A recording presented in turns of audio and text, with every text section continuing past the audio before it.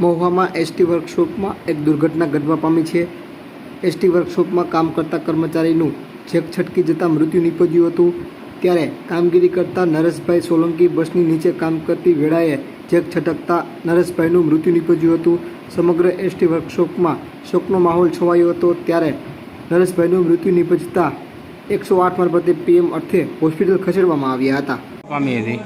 મારું નામ S P Shankar, depot incharge ST Mahuva.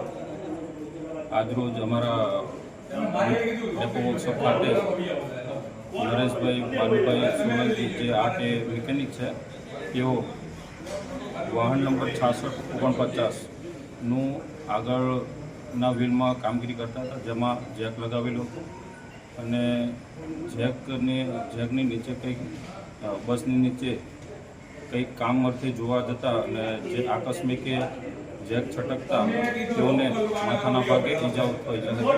આ બનાવ રાત્રિના 21 કલાકે આજરોજ 21 તારીખના રોજ બનાવ પામેલ છે।